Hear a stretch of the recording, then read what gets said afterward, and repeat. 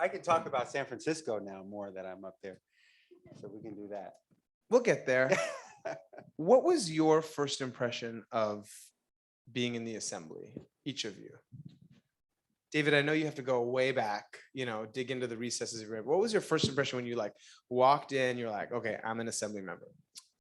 It's huge. It's big.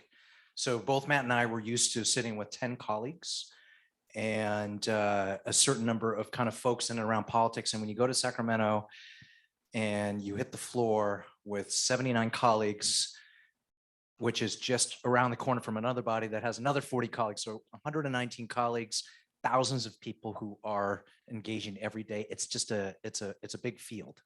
What about from the personalities of your co-members? It spans the entire spectrum of humanity. From what to what? Oh, from right of Donald Trump to, I don't know if I'd say left of any of us here, because we anchor the left here in San Francisco, but everything in between, every color, every aspect of diversity, but in particular, a lot of diversity that does not exist here in San Francisco. What about you, Matt? What have been your first impressions? Well, first of all, there were Republicans there, which was like I said, yeah. And they put me, because I'm a newer member, I think, put me in the corner there with the Republicans. And David came to visit last week. And so, that's interesting in of itself.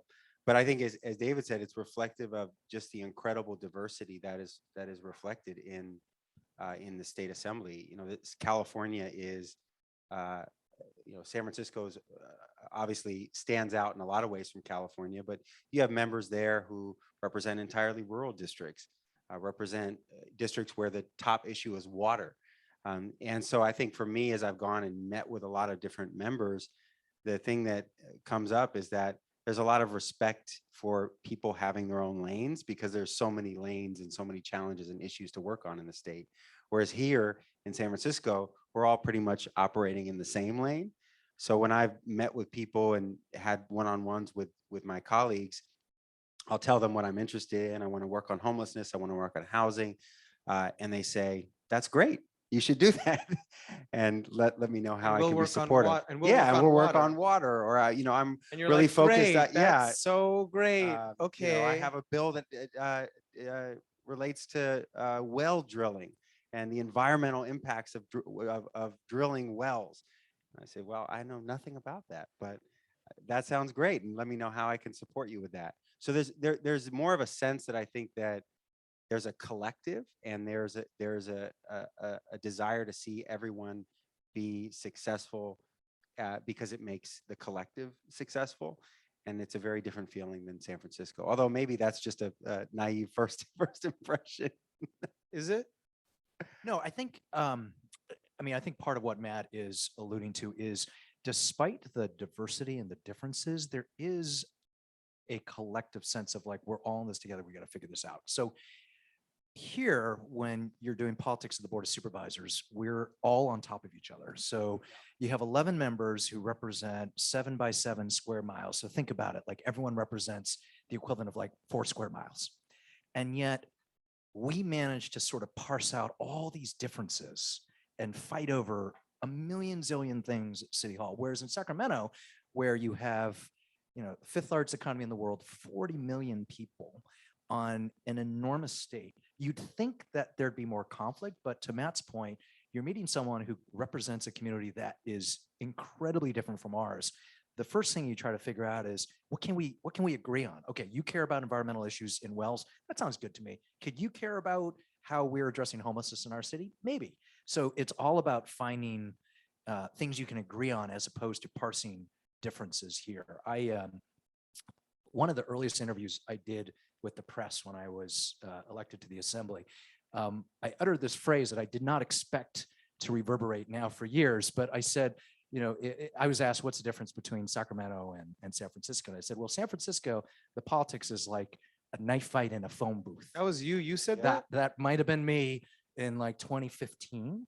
And somehow that has lasted to this day, whereas I describe Sacramento very differently, as kind of a series of multi-dimensional chess games. And I can explain, if folks are interested in why I say that, but it's a very different way of engaging in politics. And they have a Democratic caucus there, which can meet, and they do meet all together weekly. So you have a group of all these Democrats, and they kind of hash things out and try to get on the same page before they move forward. And that's very different than local government, because we have the Brown Act. So you can't meet beforehand, even with a group that's larger than 5, and often you're not even able to do that because you serve on committees together. And so this sense that you're kind of hashing things out. And again, we can talk about some of the aspects of that are not positive. I think that when you have so many decisions and conversations that are happening behind closed door before you go out to the floor, there's a reason why I think the Brown Act in local government tries to avoid that. You want to have those conversations actually happen in public and not have decisions made before the public process. But the Democratic caucus, the idea of that is kind of coming together and making decisions together and sticking together, I think is also a part of it that is unusual for me, coming from San Francisco, where we're all Democrat. David, what do you wish you had known when you first started in the assembly? I think it takes a little bit of time to appreciate what thousands of interests engaging together means, right? And I think a lot of freshmen, we come up expecting to be able to change the world very quickly. And And Matt Haney's not like that at all. Matt's going to change the world very, very quickly. You haven't changed it yet, man? All right. That was a joke. 'cause Give me Matt- another month. Yeah, yeah. Right. But I think a common mistake every freshman makes, and I did the same, is you take on a bunch of fights and you realize very quickly that if I take on the pharmaceutical industry, which I tried to do in my first year on the issue of drug prices, I will enrage the entire healthcare world.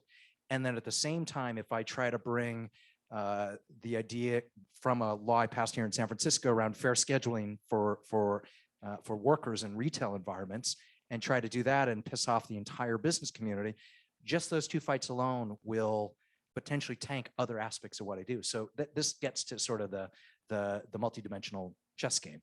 Every member is allowed to introduce typically about 24 bills each year. And you have to pick very carefully, because every bill that you're trying to move through the process will have anywhere from, say, 7 to 9 votes from when you introduce it to getting it to the governor's desk. And so you're literally playing a series of games. I use games lightly, but very challenging exercises to move things through. And everything you do on one issue could impact what happens on another. So, for example, if you have a colleague who asks you for support on something, you say no. You have no idea how 3 committees down that person might say, haha, I now have the chance to tank your bill, Chiu, that you're asking for support right here.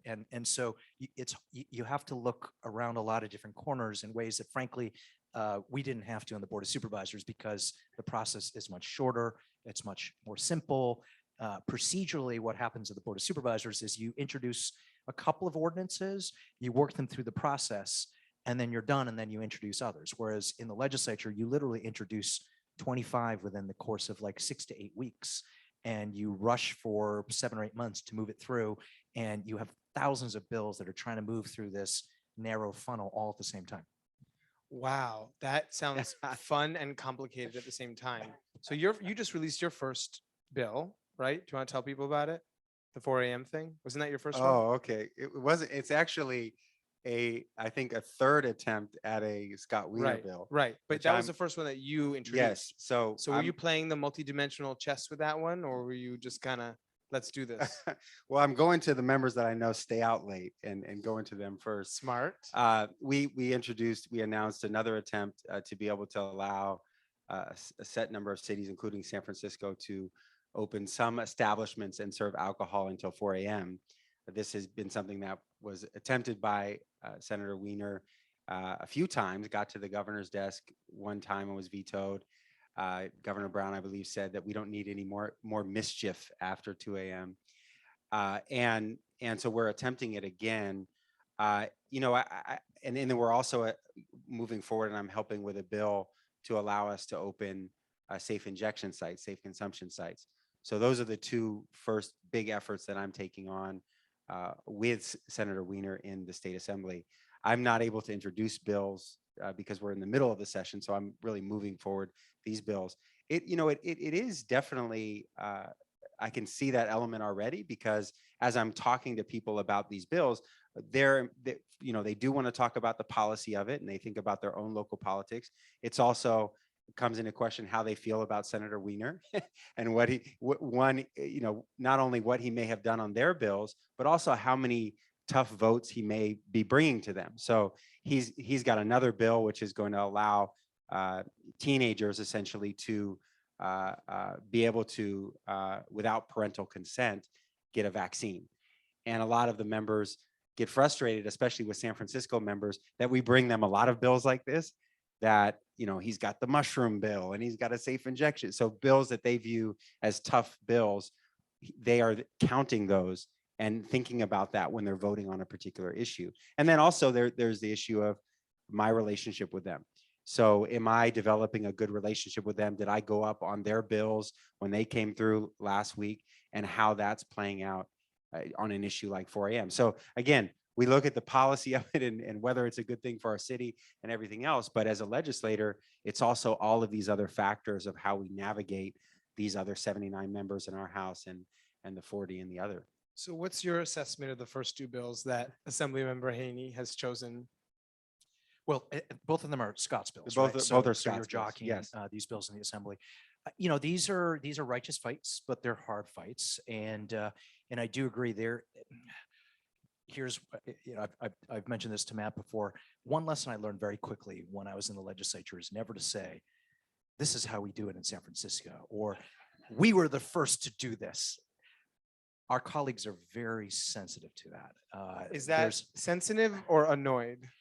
Both. I mean, Okay. you can read between the lines. The San Francisco exceptionalism that we are often proud of ourselves for within our 7x7 square miles is not something that we ever mention when we cross the bridge. So so you were in the assembly for how long? A little over 7 years. Tell me about the evolution of how you talked about San Francisco over those 7 years to your colleagues. Very delicately, because we are we are often first on so many progressive things, but folks don't like to be reminded about that, and we are viewed as different from other parts of the state, even other parts of the Bay Area. And so I almost would never say, "This is what we do. This is what we do in San Francisco." That would never come out of my mouth. Did you find a kinship with members from another geographical area, more like that you felt like, you know what, the assembly people from this particular district, they get me more than, Modesto? I mean, Oakland. Okay. I mean, the reality is not really. There's an affinity that we all have for members from other large urban areas, right? LA, San Jose, San Diego, but even those cities are different. And oftentimes our members from those parts of the state, they think of us as, Giants fans and Warriors fans, and there's like a natural rivalry that comes out of that. So again, the San Francisco exceptionalism is kind of a hard thing for us to ride, and it's important, I think, for all of us to just figure out bonds and connections beyond that It fast. seems strange that there's a sports rivalry because we just seem to continue to beat all the other teams. which they love when we remind them. So of I that. don't know what this rivalry thing is. All I see is our teams winning again and again and again. Well, yeah, they've won a few. They won a few. There's definitely a Northern California, Southern California dynamic, which is sports teams and otherwise. I mean, even as we share a lot of the same challenges as LA, I think that there's a cohorting of politics in the Bay Area,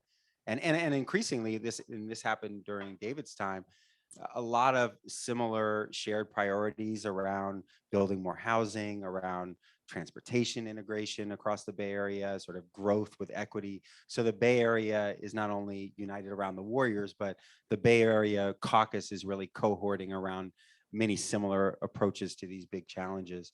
I will say that when I did talk to people about David, he is very well liked among his former colleagues, but they also could not possibly understand the concept of someone who was to the left of him.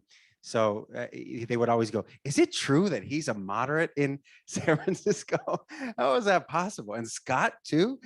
I mean, they view Yeah, Scott as like the furthest left of it, because both of them were really pushing the boundaries with these San Francisco issues and values. And, for them, they were constantly feeling that they were put in some cases, tough spots with votes and things, because that's the role that San Francisco plays. And for them, that's often viewed as very far left. Just to give you a sense, so when I left the legislature, I was the policy chair of the Progressive Caucus. So literally helping to anchor the left. Whereas in this town, probably described as left of center, but there are certainly folks who are perceived to be to my left. So it's a very different sort of orientation depending on where you are. I guess I've heard that a bunch, and it just both boggles my mind. It makes me a little sad about San Francisco politics, because I think if we had, it just shows how our thinking can be so insulated, and that gets in the way of actually just solving problems versus picking sides and choosing to fight against each other. If we realize that actually the rest of even the state just sees us all monolithically as one thing, that maybe we would just get out of our heads a bit. I did want to ask you as a follow-up, Matt, though, so how are people treating you? Because I feel like politics and personalities, to me, I kind of see it even on the world stages. It's still kind of like the cafeteria, where people have their personalities, and it's about making friends and creating alliances. And so you walk in there, you're the new San Franciscan. How have folks been approaching you and treating you, and who's your favorite so far? Like I said, I feel that. And I want to make you answer that question. Yeah, so. yeah. I feel like I've been treated well. I think that San Francisco legislators come up there with high expectations from the rest of the body. They expect you to be very active and to be, a leader within the caucus. And so people have welcomed me in that way. I think people are aware of the race that we ran, and were aware of the campaign, and so there's some interest around that because of the high profile nature of the campaign that we had, and a lot of them were watching it. I really have felt that people there have been welcoming and interested in my success, and that's, as I said, somewhat of a strange feeling coming from San Francisco, where I didn't necessarily always feel that in politics here, that there's much more of a sense of how can someone one up you, or how can they find these small differences that you have and divide them, or you from them. I felt more of a sense that people are looking for common ground. That's early, and again, there's the more, it's not all positive in the sense that type of culture can also lead people to be slower to create bigger changes. I think people who have come in there, and I'll give an example, and he would be the first to admit this, Alex Lee, who's I think the only Democratic Socialist member of the legislature, came in there, elbows out and throwing, really pushing for changes, many of which were changes that may need to be made. And because of that, his bills are having a harder time. And he's, he didn't get along. Right. And as a result of that, I think he's being received differently. Right. And so you have to balance that, pushing for as much change as possible, challenging the things that are broken, but also managing the fact that ultimately you need these folks to vote for your stuff. Right. I mean, it really is relationship building, and people remember things, and you can't expect someone to do you a solid when you are not doing them a solid. So I think I'm glad you're doing this. I think well, there's 58 Democrats, and on any bill you need 41 votes, and it seems sort of 20 or so on some things that are up for grabs. So you have to be able to, like, bills die, even right.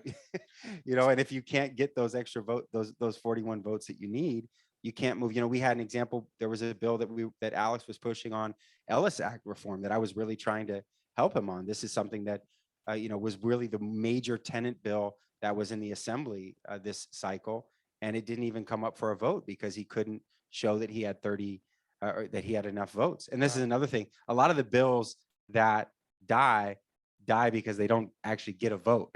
The toughest issues are not the ones that die on the floor. they never make it out of committee because they get held in appropriations, or even if you get it as far as the floor, they just say you don't have the votes. We're not gonna embarrass people, or we're not gonna put people on record if you can't show that you can pass this. So David, not asking you to reveal all of your secrets, but how did you get people to take on your fights by the end? Like, were there things that you did, practices that you put into place? Did you like have a lunch with a new member every week? Did you have like a methodology to get folks to want to take your bills and actually maybe take some risks on them? A He lot of takes- rosé. A lot of Pauses, he rosé. takes a sip of the rosé. No, but seriously, did you take folks out to drinks and stuff? So that is just sort of a constant, right? So literally every night that you're there, you are socializing and engaging with folks, and half the time it's literally just socializing with people. But there's a subtext where you all know why we're there. I was just thinking about I led on a number of sort of big tenant fights, and part of it, to get those 41 votes, part of it is about relationships, about literally saying, hey man, like this is the most important thing for me and I need you to be there. Part of it is about building really robust coalitions, which sounds trite, but we really get some real groundbreaking tenant bills through, not just with the support of like progressive and tenant constituencies, but figuring out if there were business constituencies that we could engage with, figuring out labor angles, unexpected bank shots to get the votes you need. Part of it also is just about thinking about your colleagues and what moves them, right? And so I have colleagues who are ministers, and figuring out what is the religious metaphor of the religious community who can touch that person to get that vote. I have other colleagues who, depending on what community they're from or how they view the world, translating an issue very differently to them, and having other messengers do that other than me. In fact, one thing I learned over time is the more you can get other folks to help be a messenger for you, as opposed to your smiling face being the person who's always asking your colleagues for Right. votes, the better. I think I moderated a panel with you and the the Jewish caucus at one point on anti-Semitism. Anti-Semitism, And I was anti-Asian, like, yeah. wait a second here. Something is, there was like Jesse Gabriel, someone named Rebecca Barkay, someone yeah. named Goldstein, and you. And I was like, what's David Chiu doing here? But there you were. I don't know why I want to ask this, but I want to ask, tell me about the quiet moments of this role. I've had no quiet moments. I've been Yes, there. you have. You were. I'm asking this because you were telling me about them. Oh. About the train. Oh. Oh, I never took the train. That's Yeah. up for Matt. Okay, well, so you talk about just like the quiet moments of this job, whatever that means to you, Matt. Maybe you go first. Since I already told you, I think you're referring to. So I've been taking the train up to Sacramento, and so I get on the train at 7:30 in the morning, and it's a beautiful ride, and it is just a moment of calm and peace and reflection as I'm preparing for the day, or reflecting on it when I'm coming back. So there are some quiet moments. But when you're up there, it really is relentless. I mean, every single night there's 4 or 5 receptions. Everybody's going to these. They're out and about all the time. So I think, I was staying at a hotel which is right next to the Capitol, the Sheraton, and I felt like my life The was becoming Sheraton? like a one long Sheraton? Democratic convention. It's just constant event and everything. So I think that there needs to be some separation, some opportunity to read and reflect, which I'm being able to get on the train. We I got to know put you in dro- like a drove. Matt. We got to put you in like a cute Airbnb, cute B&B. Like at least like a nice like. Okay, we'll talk about that afterwards. David, what about you? What about the quiet moments? So when the legislature is in session, it's called being in session, it is absolutely relentless, just the pace. Your typical Democrat sits on 5 committees. And what that means, so, in comparison to the Board of Supervisors, maybe you sit on 1 or 2 committees, whereas in the legislature, imagine the following: in the first couple months of session, you have 25 bills that you're trying to get through 2 to 3 committees each over a period of like 6 to 8 weeks. and you're sitting on 5 committees that meet for hours every single week. So literally at any one time, you typically have to be in 3 places at once. You have to be in one committee voting, you have to be presenting your bill somewhere else, and then you have an interview, or you've got constituents you're meeting, you're talking to your staff, you're trying to negotiate a bill, and it's just nonstop. There's almost no time to think. And as someone who commuted a lot back and forth because I had a kid at home, even in my car, my staff would schedule calls for me every 10 or 15 minutes just to get stuff out of the way. My quiet time, and you'll appreciate this, Matt, is when session ends, which is usually in the end of September. You get a few months to come back to the district and not just see community, but you get to think a little bit about what the hell just happened in the year prior. You think about your agenda for the future, and you think those big thoughts of like, where do I want to make my impact for this coming year, knowing that you have a limited amount of political capital to get all the things you want done. You know, my one regret about having left the legislature is I was the chair of the housing committee. We didn't solve the housing crisis.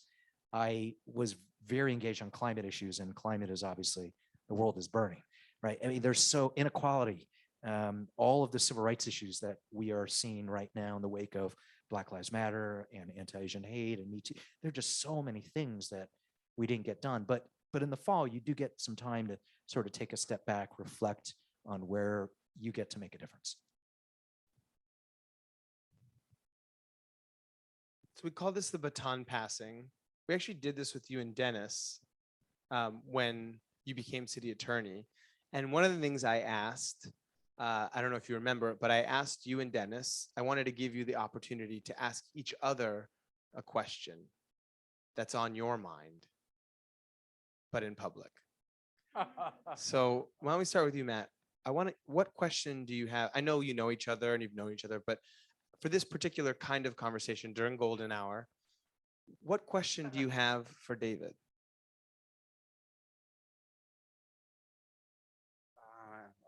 I have a few. Some I could ask in public, and some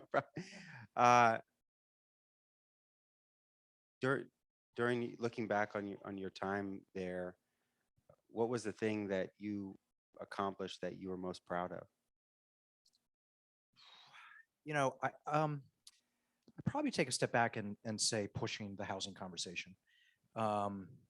When I went to the legislature in 2014, I don't know if I've shared this with you, I literally remember that first week in the Capitol asking folks the following. I said, what are we going to do about the housing crisis? And half the folks I spoke to literally said, I'm sorry, what are you talking about? Because the housing crisis that we knew of, we were the epicenter of it. We were where rents were spiking, eviction rates were going up, homelessness, has been a long time issue, et cetera. And folks in Sacramento weren't starting to grapple with it. A year or two later, everyone around the state was seeing and experiencing what we were dealing with. And to be able to move the needle on affordable housing funding and tenant rights, and this conversation, this idea that putting a roof over everyone's head is a progressive value, and building housing at all levels of affordability is something that we ought to do to move progress forward in the state. That's taken some time for us to move that. But I also say, there were things that we did in climate. I kickstarted the offshore wind industry last year, a number of bills that I had in the civil rights space that I'm super proud of. And you can only do that in the California state legislature, right? And it's a legislature that really does reverberate with the things that we do in this state, and other states follow, and the rest of the country does look to us. And that's exciting, and that's only something that you get to do when you get to sit at those desks.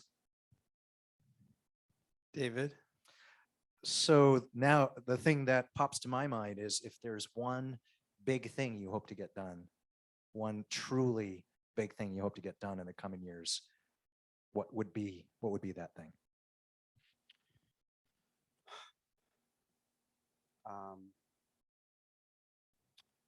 I think I would like to see us maybe in a similar way that you're saying with the housing crisis, see us fully confront the opioid epidemic and the fentanyl epidemic. I think that I've started to have conversations there with folks about it, and similarly, I think there's people understand that it's happening, that know it's happening, but we are losing exponentially more people each year in our state to this epidemic. And there really is not a strategy or a plan at scale at the state level to get people into treatment, to open safe injection sites, to confront the supply challenges around this. So, for me, I would like to see us during my time there confront it fully, reverse it, and really, see a reduction in the number of people we are losing to this epidemic. I similar, there are a number of other things. Homelessness is another thing that I really want to see a dramatic reduction in during my time. I think it continues to be the biggest challenge that our state and our city is facing, yet we are not seeing progress. We're not seeing the scale of solutions or leadership that we need. We need to, as you led on, have a much more aggressive approach to housing, to the point that we treat housing as a right. We cannot have the degree that we have now of people who don't have any access to housing, unstable, insecure housing. So, those are some of the things. And then building on your work, we've got now in San Francisco and California, millions of units of housing to build over the next 10 years when I'll be serving in the legislature, 80,000 plus that we need to build here in San Francisco. And we're committed to building over the next 8 years, a massive gap in the funding that's going to be required for the affordable portion of that housing, and still not the laws that allow for the housing of all types to actually be built. So I want to continue that work that you've put forward as well. But if there was one thing that I think that I can make a difference on, it'd be on the fentanyl and opioid epidemic. Which I want to mention. Yes. Yeah, that deserves a round of applause, both of them. And we're gonna get to audience questions in just a second, please. I want to mention one thing on the fentanyl, your fentanyl goal. So you're absolutely right. There hasn't been much of a discussion on the opioid crisis in Sacramento. And I know that reflecting now because the very first courtroom appearance that I made as your city attorney was in a federal trial that our office is conducting right this moment against a couple players in the opioid industry who happen to be pharmaceutical legal pill pushers. So Walgreens is on trial, Allergan is on trial, Teva is on trial. These are companies that have made billions of dollars profiting off of literally pumping 163 million prescription pills into San Francisco in recent years. And I didn't know about any of this when I was in Sacramento. And I think in part it's a function of the fact that Big Pharma has significant sway and throw up in Sacramento, and these conversations just don't happen. So look forward to chatting with you more about that.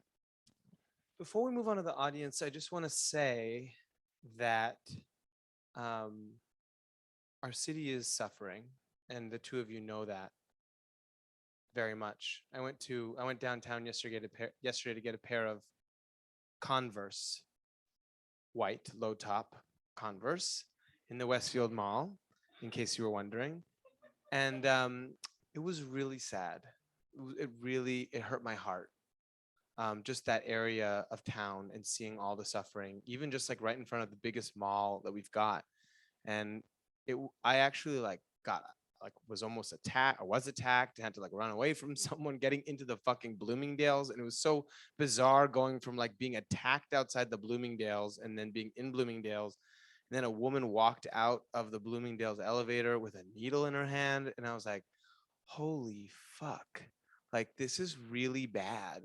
And I didn't say that exact word, but that's how it felt. And I know that you, having repped District 6, and also you and I just had lunch, we talked about this, this, right? And you see it now, especially leaving town and coming in town, and you're a city attorney and you know this too. And I know the two of you are very capable, very intelligent, and very committed and very hardworking.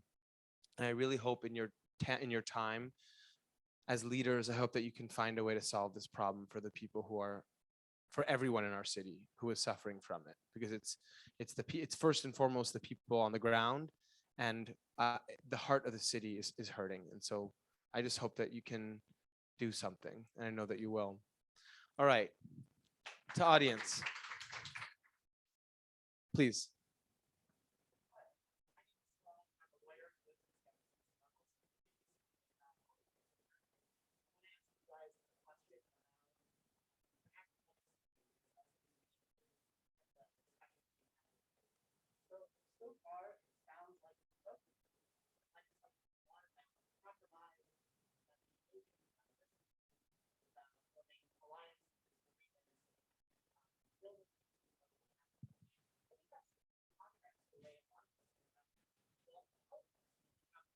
open conflict and goals, different aims, different values coming into conflict with each other, and then when voters or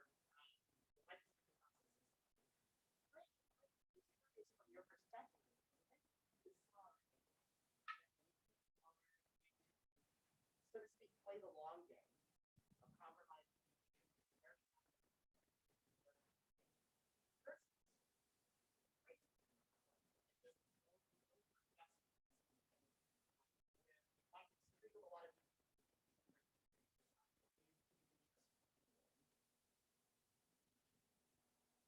Do you want to take that, David, since you've had more years in that particular? Yeah, well, I mean, there are a couple things that I thought of as you were asking the question. you First can of do. all, my first job as a lawyer worked on Capitol Hill, where Washington D.C. has become, I think, that example of absolute open conflict, raw power plays with almost no results. Right? I think we're all seeing it, and that's sort of one model. I think here in San Francisco, we also see certain types of that level of politics, but there is often enough consensus to move things forward. And then Sacramento, which is quite different. To directly answer your question, it really depends on every issue and every moment. I can look at every single one of my years in the legislature, and I can tell you bill by bill which bill involved open conflict, which bills involve compromise, which bills shifted from open conflict to compromise and back. And sometimes you win, sometimes you lose, and it's really a function of different things. So for example, I mentioned my first year, I was convinced to take on this fight against Big Pharma. And I'll just sort of share the story. I was called to do it. I was trying to decide whether to pick up this bill. What happens at the beginning of the legislative process is you get pitch bills. And this righteous coalition came to me and said, David, prescription pills are skyrocketing 50, 100% in price. You got to do something about it. And it just so happened the weekend I had to make the decision, I was sitting in a church in the Bayview visiting. And during the time of the service where it came time for people to talk about prayers, this woman gets up. The minister says, what would you like us to pray for? And she says, I'm dying. I have an illness. There's a pill that can save me, but it costs $1,000 a pill. And I happen to know what pill that was. And I said, oh my God, this is the righteous fight I need to pick. And I decided to litigate, sorry, the lawyer me, I decided to go to battle over that. And we went in a very, very public battle against the pharmaceutical industry. And I got my head handed to me in the first committee. Assembly Health, I had 9 votes, I needed 10. I was 1 vote short of getting that bill out. That taught me something. Now it turned out a few years later, I learned how to build coalitions and we were able to get something done in that space. But then I'll give a different example. San Francisco, LA have pioneered this idea of public banking. The idea that Wall Street banks have taken literally billions of dollars, public dollars, and have invested them in fossil fuel companies and gun manufacturers and companies with bad labor practices. And there's been a movement in a couple of our cities to really utilize our own money as we want and really start this public banking conversation. And by that time, we moved this bill forward. And I'll tell you sort of the punchline to it is we ended up passing the first law in 100 years in the United States to allow for public banking. 9 votes through the process. And 5 of those votes, we had a bare majority. So if you think of, say, a typical committee, I need 19 votes. I got 10 votes out of, the equivalent of like five votes. 41 votes on the floor of the assembly, which is the number to barely get it off. And at different phases in that process, we used brute strength, literally thousands of activists calling into certain members' offices.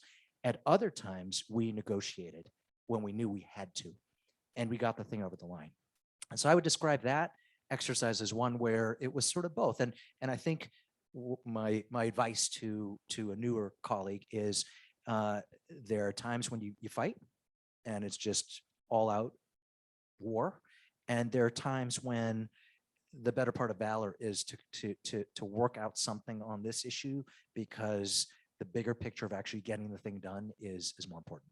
All right, let's go to the next question actually, because I want to give more folks opportunity to ask. Yes, okay. Go ahead in the back and then we'll go this way. Sorry.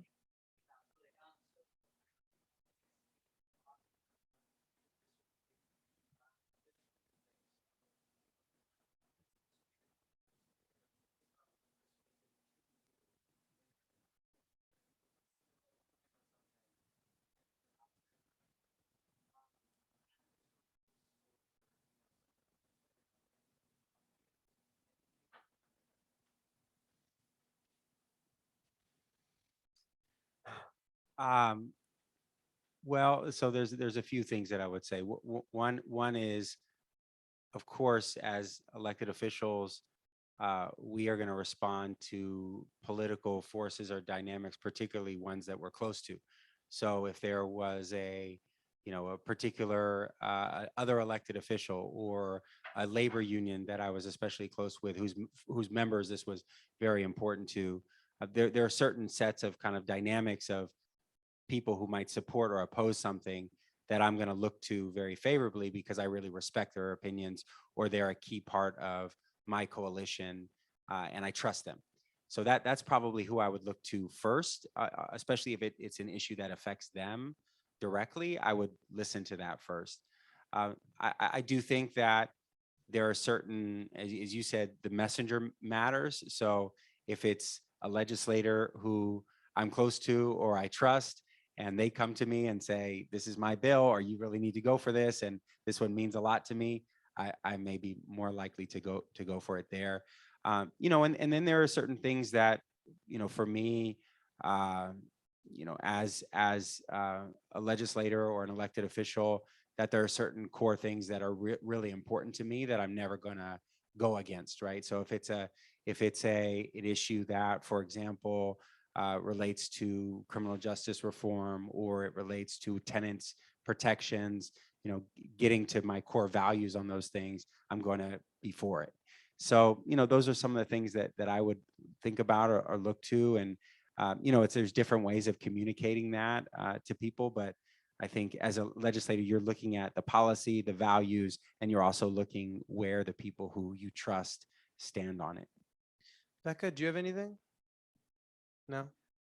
My best friend is in the back. She's an ER doctor, and she's been working at SF General for the last 2 years, 3 years.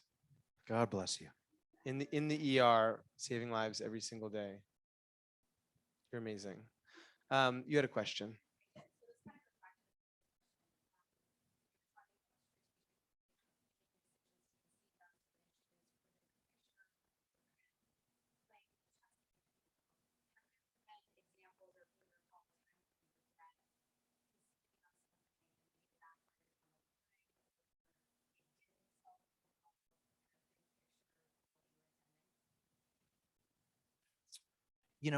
I'll say I probably had more regrets at times in pushing for the fight and losing.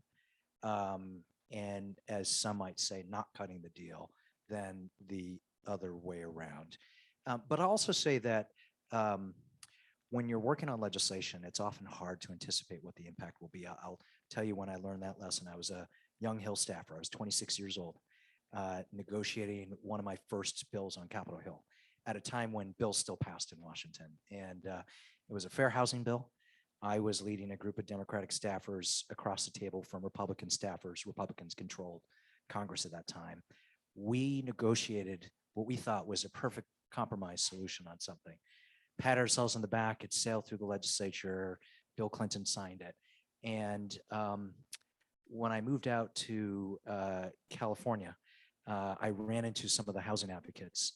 And I said, hey, how's it going with that fair housing law we just passed? And they said, we don't know what you staffers were doing in that room, but you screwed it up so badly that law is now being litigated in the courts. And it was a really incredibly good reminder to me that we can be involved in the intellectual exercise of doing things, but at the end of the day, we have to always have a laser focus on what is actually going to help people. It's not just about cutting a deal that's going to get the votes. It's about doing something that's going to impact folks. And I've thought about that for years. Arya and Jupiter? No? We have the air on. Angelina, can we make sure the air is on? We do. You see these little vents? It was a sushi restaurant before. They didn't need as much air condition as we need right now. Go ahead in the back. Okay. Oh, Arya, do you have a question? I'll get to you next. That's what I'm saying. I'm not anymore. I moved out What of is there. going on I moved out. with the Sheraton? I'm at the Citizen. It's just another hotel down the street, but I'm moving my. Yes. Oh yeah. Okay. Thank you. Okay, good. I'm glad I got we approval. got that there. resolved. Yeah. Good.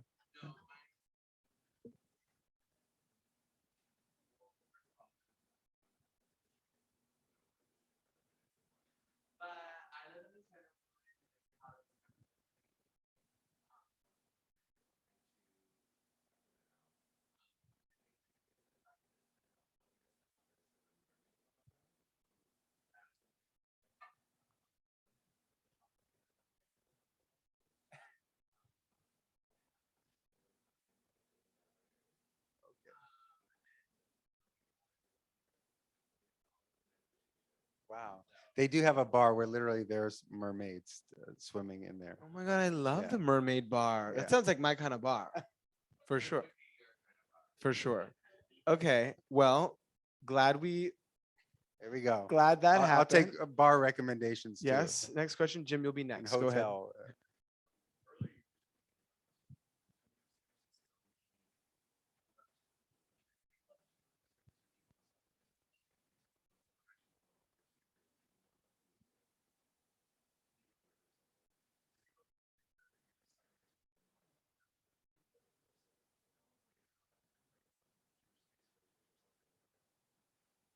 So is the question like we've misrepresented what Republicans are, that they're actually not as conservative as we think?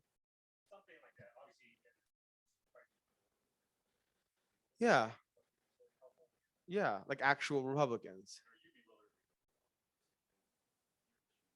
Yeah. Oh, Yeah, yeah, Yeah. well, I'll say there are Republicans there, and getting to know them has been one of the more interesting things.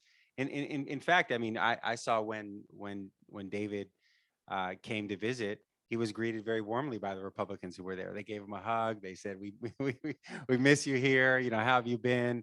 And there is that, you know, just obviously we vote very differently than they do, but there's that level of respect and actual conversation and dialogue. And I see, you know, Republicans and Democrats do work together on bills.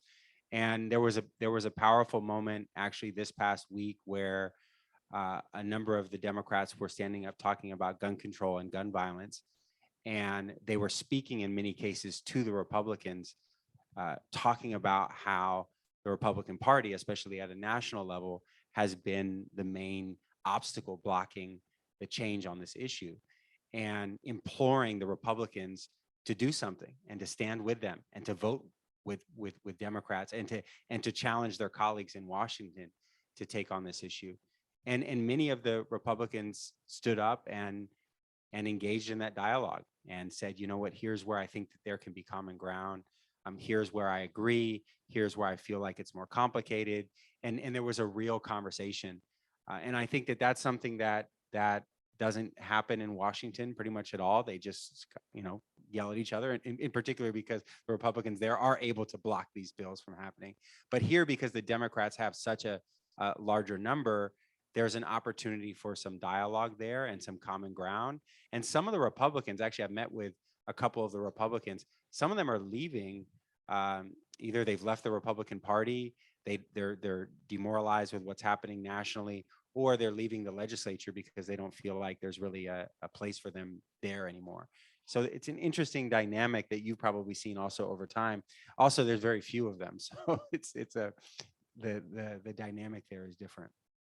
I'll answer the question the following way. I can literally think in my head of a number of votes that I had to rely on Republican colleagues. So a couple of my Senate bills would not have happened but for a former Republican who then saw the light of day and is now a Democrat. So that happened. When Governor Brown was in office, we had to figure out how to extend the cap and trade system, which is basically taxing billions of dollars from polluters for environmental programs. It required a 2/3 vote.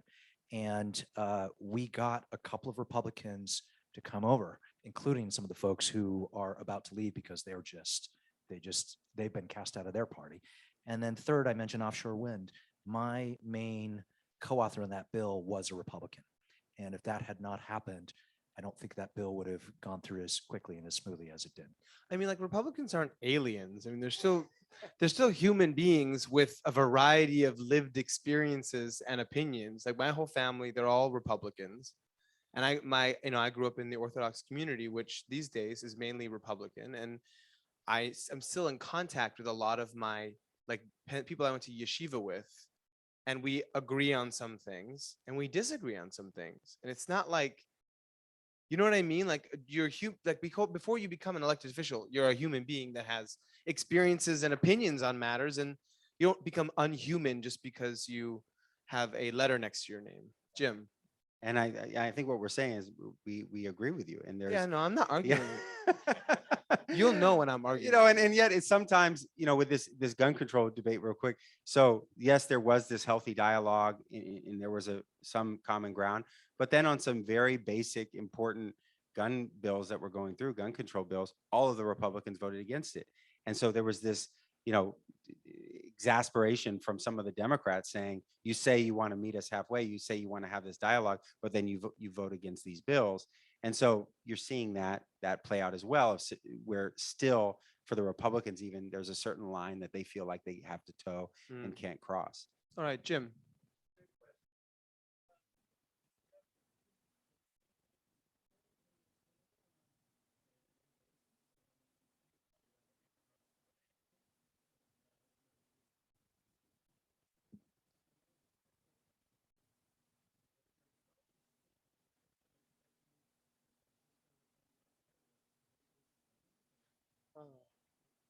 I'll repeat. Sorry to interrupt you. Are you done? Okay, just to repeat Jim's question, if that's okay, just for folks who may not have been able to hear, it was a two-parter. One is, is the governor playing a role in the machinations on the assembly floor and what you're doing, just like, the mayor can sometimes get involved in the board of soups? And second, do your colleagues expect you as San Francisco Democrats to come up and raise money for them and hold fundraisers for them, given the wealth of our city? So for the first question, so I served with two governors, Governor Brown and Governor Newsom, and I think it's fair to say that their involvement in the legislative process comes in two places. First is in setting an agenda early on.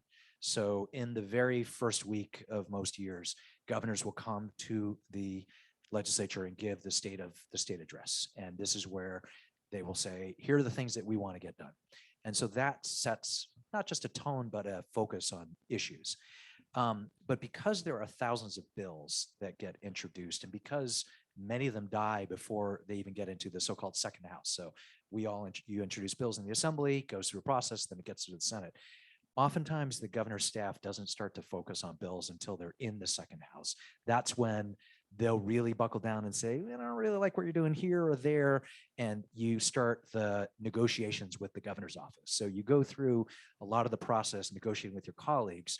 In the final committee or a couple of votes, you're actually negotiating with the governor's staff. So that's kind of how it goes. On the second issue, unfortunately, yes, there's a little unspoken expectation that many of us who represent parts of the state like San Francisco, we are going to help support, raise money for the party.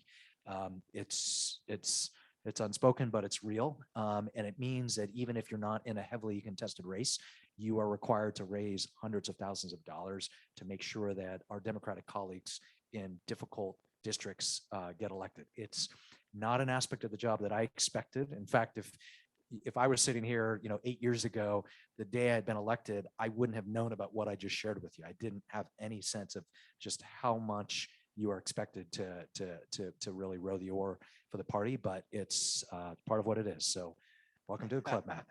All right, now you tell me. Let's get one more question in before we close up. Yes, go ahead. You'll be the final question.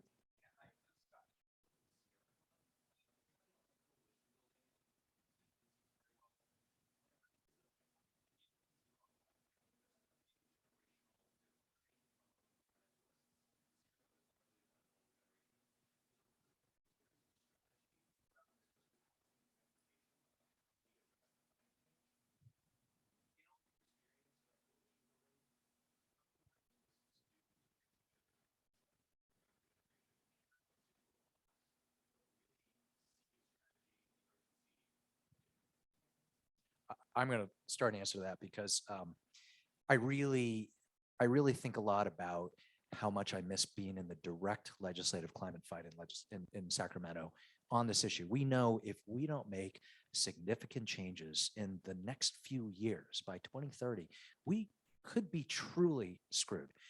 And yet, and I will say this as a critique of those of us who consider ourselves like hardcore environmentalists, we have not done a good job of building the types of coalitions that we need. And let me just put it bluntly, we're a mostly lefty, progressive, white, urban movement. There haven't been a lot of inroads into coalitions of color. There have certainly not been inroads into other traditional stakeholders. So right now, one of the biggest divides on environmental legislation in the Capitol is between environmentalists and labor, because you have a lot of labor union members that are part of the oil industry. And that transition conversation has been a very difficult one. There has been very little inroads into the business community, thinking what is good for the long-term future of job creation and workforce creation in the state. Almost no conversations. So I think the environmental movement has an awful long way to go in building the kind of coalition that we're going to need to see the change that we have to see in the coming years. I'm sorry to say that, but that's just how I see it.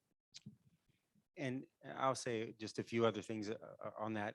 I think that there's also a generational divide more broadly in the legislature and leadership, where a lot of the younger folks or newer folks to the legislature see things the way you do when we think about environmental issues, and we don't necessarily have that support even among our colleagues in terms of seeing it the same way.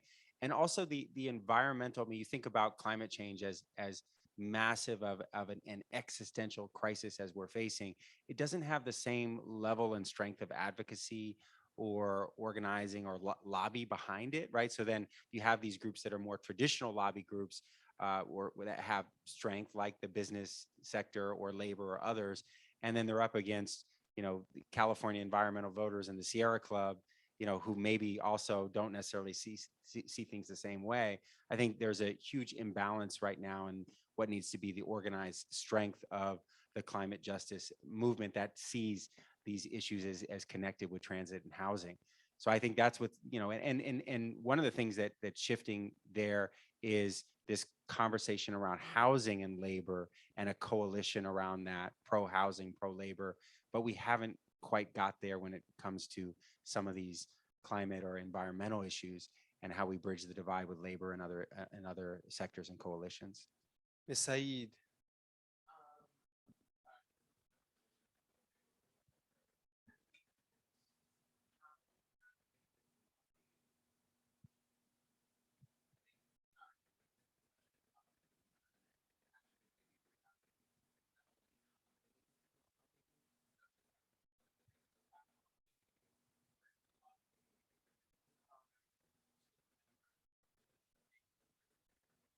That's a weird thing too. I learned that's very strange. When you're going to the bathroom, you have to basically walk through like 20 lobbyists who are standing over there trying to talk to you. What? And then they can give their business card to you, and they come to the floor, and like you're like summoned by the lobbyists to go inside.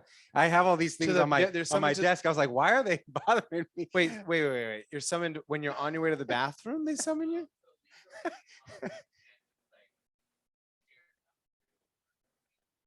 Yeah. Well,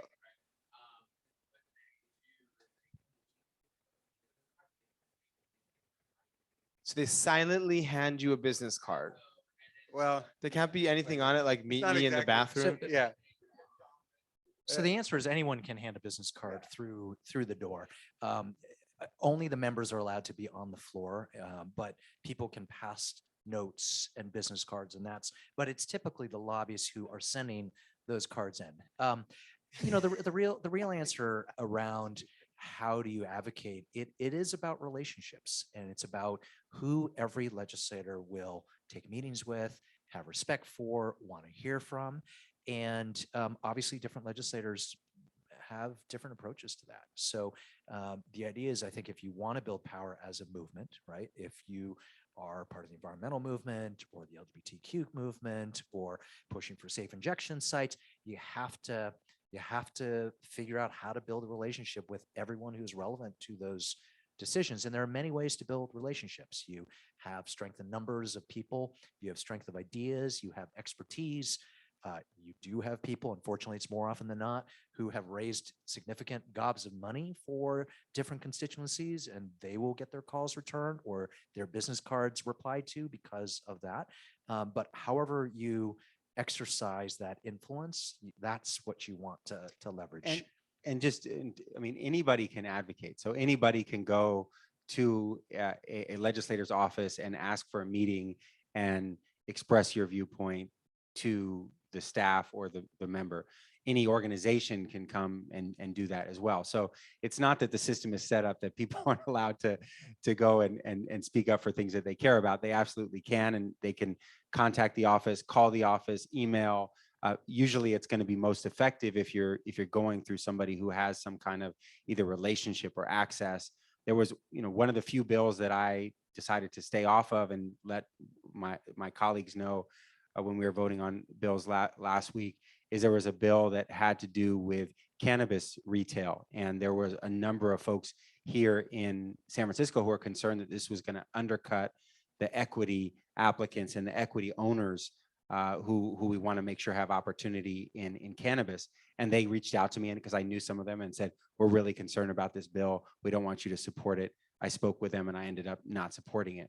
So those are the kind of, now lobbyists are people who are paid by and have clients to do that work. And so they have a particular different role, but regular people and organizations and advocates definitely are important. And it wasn't a lobbyist who contacted me. It was people in my district who I trusted, who were concerned about how this bill was going to impact them. All right. I would like to close this out tonight, but the only thing I'll add to Arya's question is, 8 years later, you still remember that speech that woman at the church in the Bayview gave about that pill that could have saved her life, right? And so the other thing is, when you're in the audience, when these legislators are in the audience in some way, or they're around, telling a meaningful story about a cause or an issue and its impact on actual human beings.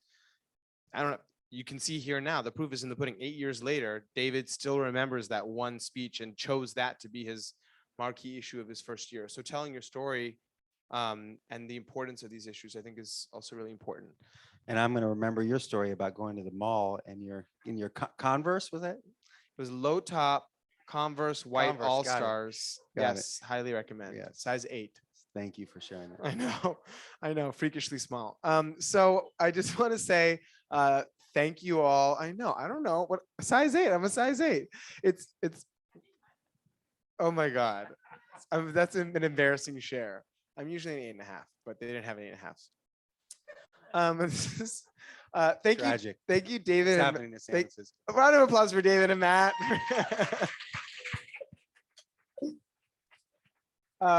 This is literally my home. As my staff knows, Angelina's here and Precious Green is over there, director of programming. I had lost my apartment this week because my landlord won't let me sublet it, so I had to, and I'm leaving for 3 months, so I had to Tell us about your trip. What are you doing? I'm not gonna do all that. But what I will say is, when I say this is my home, and we have Jupiter Peraza here, who also was on our team for many years, ran our programming. I literally, like, behind that curtain are 2 of my rugs from my living room, and like that lamp right there with the ring around it, that was my bedroom lamp for the last 3 years. So I just want to say that I'm leaving for a few months to take what I hope, what I think, what I believe is it's a needed break. I need the break, y'all. But thank you for being a community to me and a home for me over the last few years, allowing me this break and for continuing to show up this summer. We have only 10 evenings that are not already booked for the entire summer, including what I'm so excited about was we just announced, we're calling it the Summer of Learning. So we're reading the room, and we know that folks are a little tired of politics. And so what we've done is we have pre-baked 20 incredible lectures from professors from all around the Bay Area to teach 1-hour public lectures over the summer on things that they're experts in, from art to science, philosophy, poetry, history, politics. The dean of Berkeley Law, Dean Cherwinski, he is teaching a lecture on He's teaching. He's going to come here and do a lecture on all of the cases that the Supreme Court is ruling on in the last session. The president of University of San Francisco, Father Fitzgerald, is going to teach a lecture on the divinity of humanity. I don't know, something like that. The president of SF State is gonna teach a lecture on the contemporary history of higher education. It's gonna be really cool. They're $10 each lecture. So you can find the information about that on our website. They're already booked. And then tomorrow we have our election night watch party. That's also gonna be a jazz show with Jazz Mafia. So even if you're not super keen on the election, just come to see some amazing live jazz. And then the day after, we have some spots left for a double hitter, I think you would call it. At 6 o'clock, we have the governor of Michigan, Governor Gretchen Whitmer, a fundraiser for her. She's in a very contested battle for her governorship, and it's a must-win state. And then immediately after that, we have the former Attorney General of, Thursday, yes. I keep getting that wrong. Thursday night is Governor Whitmer, and then the Attorney General of Minnesota, Keith Ellison, who argued the case of the trial for Derek Chauvin. So, my friends, thank you so much for being here tonight. If you're not already a sponsor, it's $36 to $360 a month to support the work that we do here. We are a majority funded by individuals who pay some amount of money per month to keep us open, and it is what has allowed us to survive through this pandemic. So if you are a sponsor, thank you. Jim, our first sponsor ever, and sponsor number 1. And if you want to be sponsor number 547 or whatever it is, I hope, come see Precious afterwards or myself, and let us close 6